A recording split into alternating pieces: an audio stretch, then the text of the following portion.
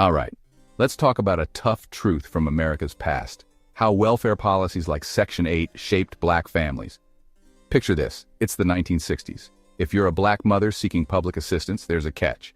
Having an able-bodied man living in your home could mean you lose your benefits. So, what did many families do? Fathers either left or stayed hidden, just so their families could eat and keep a roof over their heads.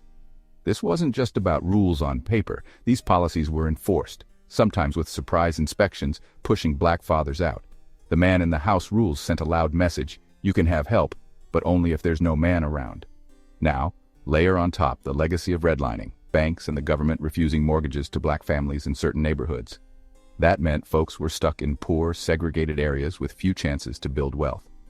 Even with two parents, economic mobility was nearly impossible. Here's another twist. Section 8 and other assistance programs require families to pay 30% of their income for rent. If a father moved in and got a job, the rent went up, and sometimes they'd lose benefits altogether. For many, the math just didn't add up. The system made it seem like a man's presence was a liability, not a help. Critics have long said this wasn't by accident.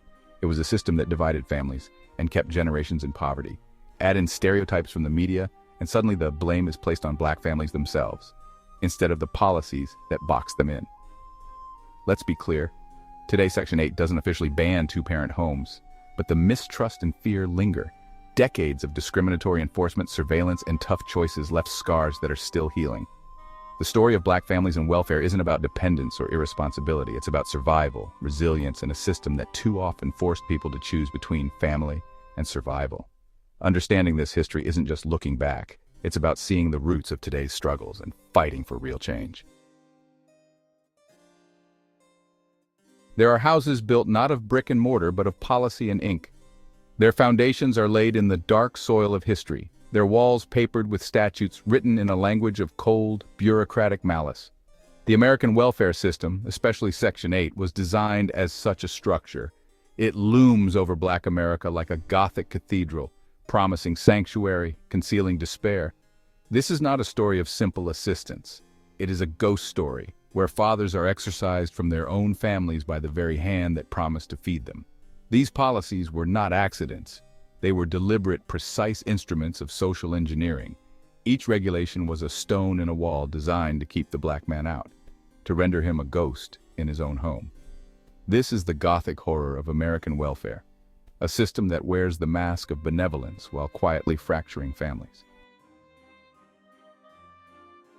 The specter of family separation is an old ghost, haunting black America for centuries. Its origins lie in the auction blocks of the antebellum South, where family bonds were commodities to be broken at a whim. After slavery, new shackles were forged: Jim Crow, lynch mobs, discriminatory laws, ensuring the threat of separation remained. The family unit was perpetually under siege, a fragile sanctuary in a hostile world.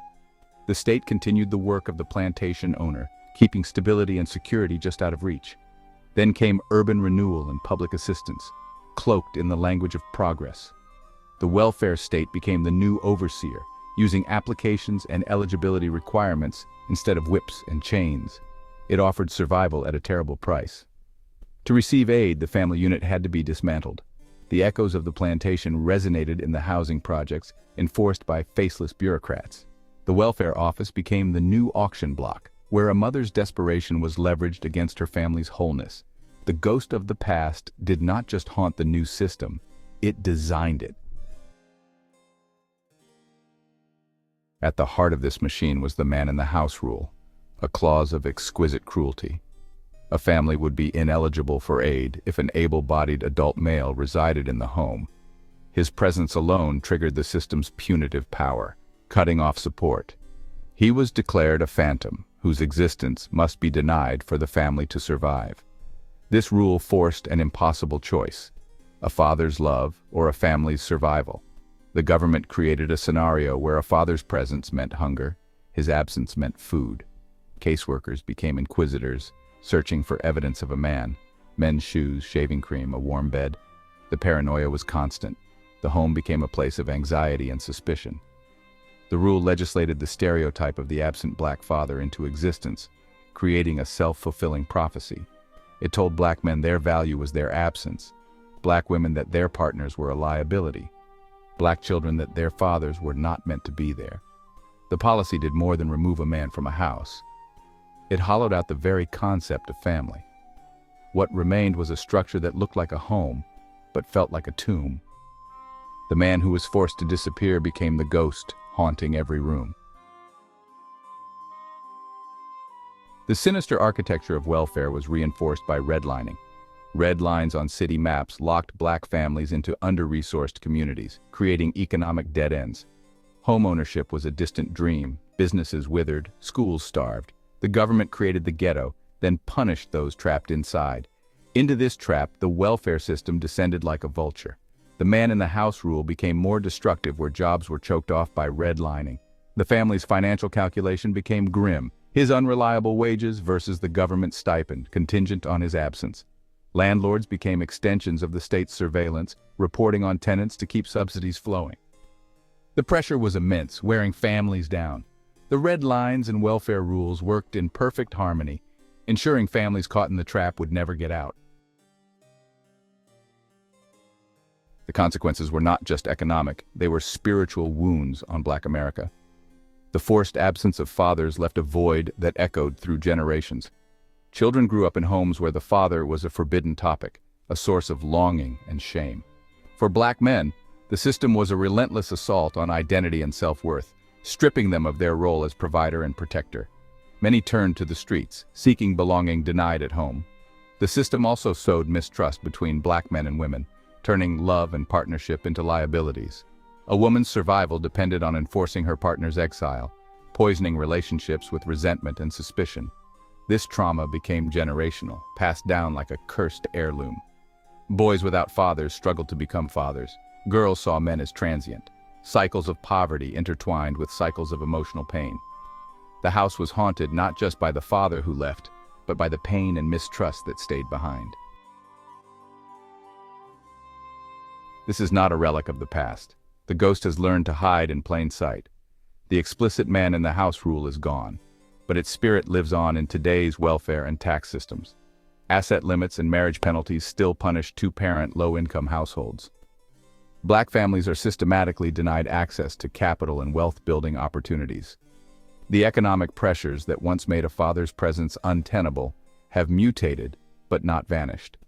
The same forces that controlled Black bodies on the plantation now control Black families through regulations and audits. The assault is quieter, but no less destructive. It is a slow, bureaucratic war of attrition, designed to destabilize the Black community by attacking its foundation. The overseer's whip has become the caseworker's audit. The system whispers the same message: you are better off apart. Let's call this system what it is. Not charity, not a safety net, but a satanic pact. The government approaches families at their most vulnerable, not with help, but with a contract. I will give you shelter, but you must sacrifice the man of the house. It targets the greatest strength of a people, their familial bonds, and turns love into a liability. This is not the work of flawed policy, but of a predator. The state became a jealous god, demanding absolute fidelity, demonizing the father, and replacing him with bureaucracy. The monthly check became the new provider, the caseworker, the new head of household. The home was no longer a sanctuary, but a satellite office of the state. This was a deliberate strategy to perpetuate dependency and control. By breaking the family, the system ensured the next generation would be born into the same fractured reality. The government did not simply fail Black families, it engineered their failure. It made a deal with the desperate, offering a roof in exchange for the very foundation of a healthy life. Removing the father from a Black household was used as a form of psychological warfare by weakening family structures and disrupting the intergenerational transmission of strength and identity. The tactics described reflect real-world historical and systemic issues that have deeply impacted Black families, from the lie of slavery to discriminatory government policies, to reclassification of their people, to Blacks, Negroes, and colored folk. The think tank designed these war methods against so-called Black people in America. This is psychological warfare tactics. They had to disruption of family stability and generational bonds. By forcibly or systematically removing fathers, a community's core social unit is destabilized. This creates widespread emotional trauma, which can disrupt community cohesion and organization, leaving it more vulnerable to external control. The trauma of family separation was a tool of control during slavery, and its echoes have continued to affect Black family dynamics for generations. In a psychological warfare context, the threat and reality of separation would serve to enforce compliance and prevent collective resistance. Fathers are often key figures in passing down family history, cultural pride, and resilience strategies. Their systematic removal would intentionally sever these intergenerational links, making it harder for younger generations to resist dominant oppressive narratives for economic and social disempowerment. Using discriminatory policies as a tool was their main goal. Policies like the man-in-the-house rule in mid-20th century welfare programs provided a real-world parallel for this tactic. By disqualifying households with an able-bodied man from receiving public assistance, the policy forced fathers to leave their homes so their families could get economic support. This weaponized financial insecurity to enforce family separation. They are manufacturing economic dependency to be your God. The policy forced families into dependence on the state rather than on one another. This created a psychological shift from a model of self-sufficiency to one of state dependency, diminishing family autonomy and patriarchal roles. The inability of men to fulfill traditional provider roles due to systemic barriers or discriminatory policies can cause deep psychological harm, including feelings of worthlessness and shame. This can contribute to a cycle of disempowerment, making it harder for men to stay engaged in family life. The goal was to create psychological and social trauma. Decades of research link father absence to a range of negative psychological outcomes in children, including higher rates of depression, anxiety, low self-esteem, and behavioral problems. These effects compound over time, creating a population with higher rates of mental health struggles and difficulty forming stable relationships. For boys, father absence can disrupt masculine identity development and may lead to higher rates of aggression or delinquency. For girls, it can affect self-esteem and future relationships, as they may seek unhealthy relationships for validation. The breakdown of the family unit, the most fundamental source of trust and support, can erode trust in institutions and other individuals. This makes collective action and community organizing more difficult, serving the purpose of psychological warfare. Imposing collective trauma. The cumulative effect of widespread family separation, whether by policy or force, would create a shared collective trauma for the entire community. This trauma can be passed down through generations, impacting a group's psychological functioning long after the initial tactic was implemented. Manufacturing economic dependency describes how an economy relies heavily on the manufacturing sector to provide jobs, drive economic growth, and produce goods. This dependency can be positive, as manufacturing creates wealth and fosters innovation, but also creates vulnerability to global shocks, like supply chain disruptions, or negative trends, such as competition from lower-cost countries. Diversifying economies away from excessive manufacturing, or specializing in high-value manufacturing, are strategies to reduce these risks and improve resilience. This is how manufacturing creates dependency. Manufacturing provides large numbers of jobs, creating a middle class and reducing poverty. It contributes significantly to a nation's GDP and is often seen as a driver of broader economic growth. The sector fosters innovation through automation and new production techniques. A robust manufacturing sector can provide stability by producing essential goods and supporting national security. Reliance on global supply chains or a few key manufacturing hubs can leave an economy exposed to disruptions, such as those seen during the C-19 pandemic. Automation and increased competition from countries with lower labor costs can lead to job losses and income inequality. A lack of economic diversity can make a country fragile, as it becomes over-reliant on a single sector. This is key when manufacturing economic dependency describes how an economy relies heavily on the manufacturing sector to provide jobs, drive economic growth, and produce goods.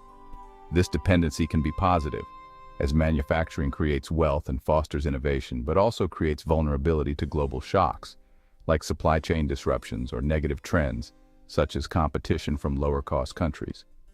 Diversifying economies away from excessive manufacturing or specializing in high-value manufacturing are strategies to reduce these risks and improve resilience. Manufacturing provides large numbers of jobs, creating a middle class and reducing poverty. It contributes significantly to a nation's GDP and is often seen as a driver of broader economic growth. The sector fosters innovation through automation and new production techniques. A robust manufacturing sector can provide stability by producing essential goods and supporting national security. Reliance on global supply chains or a few key manufacturing hubs can leave an economy exposed to disruptions, such as those seen during the C-19 pandemic. Automation and increased competition from countries with lower labor costs can lead to job losses and income inequality. A lack of economic diversity can make a country fragile as it becomes over-reliant on a single sector. Resource depletion and environmental impact. High manufacturing output can depend on specific resources, potentially leading to scarcity or environmental concerns if not managed sustainably. Encouraging growth in other sectors like services, technology, and agriculture can reduce reliance on manufacturing. Processing raw materials into higher value manufactured goods can increase export earnings and create more skilled jobs.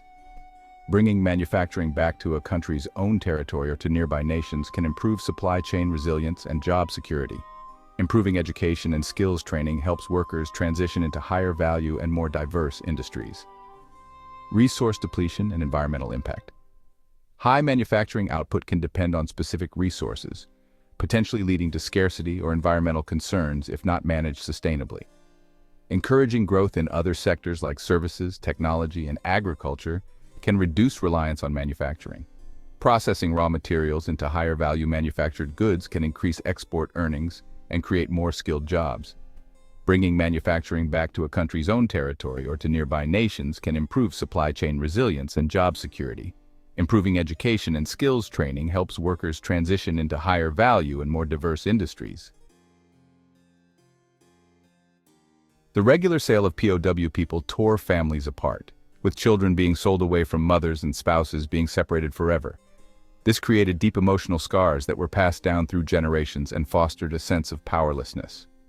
Because POW people could not legally marry, white slave owners had complete control over the family structure. They could force pairings for breeding purposes to increase their enslaved population and wealth, entirely disregarding the desires of the people they POW. Moorish and pale man enslavers deliberately manipulated gender roles and relationships to sow discord within the black community, the strong black woman trope. The forced labor black women performed alongside men was later twisted into the strong black woman stereotype, which is still used today. This harmful narrative suggests black women are too resilient to be in need of protection, sympathy, or help. This can create tension, with some black men internalizing the message that black women don't need them, and some black women feeling unsupported. After the so-called end of slavery, reports like the 1965 Moynihan Report falsely claimed that female-headed households were the primary cause of black poverty and family instability, rather than the ongoing effects of systemic racism. This demonized black mothers and shifted blame away from systemic issues, creating further rifts between black men and women. In some cases, white wives, enraged by their husbands' sexual violence against enslaved black women, would punish the enslaved women rather than confront their husbands. This dynamic created a toxic environment that pitted black women against both white women and their own male partners. These historical methods of control created a lasting legacy of trauma and mistrust that has been difficult to heal. Stereotypes rooted in slavery continue to circulate in media and society. The work of black feminist scholars and activists has been critical in identifying and challenging these narratives, showing how they continue to divide the community. Healing these historical wounds requires recognizing the origins of these divisions and confronting the stereotypes that perpetuate them. The explicit rules may have changed, but their shadow is long and cold. The ghost of the absent father, created by policy, still haunts too many homes. Generational trauma is the lingering echo of that bargain, manifesting in fractured families and deep-seated anxiety. The psychological damage remains, felt in the heart and in the struggle to rebuild what was torn down. The system didn't just steal fathers, it stole our blueprint for family. Stereotypes persist, justifying continued neglect and criminalization. The system has made the symptoms look like the disease, the victims like the culprits. Be wary of any hand that offers help while demanding you break your own home. The Gothic horror of Section 8 is a cautionary tale, a monster that wears a friendly mask, a trap that looks like sanctuary. The most terrifying demons are not the ones with horns, but those with clipboards and the power to decide who belongs in a family and who must be cast out.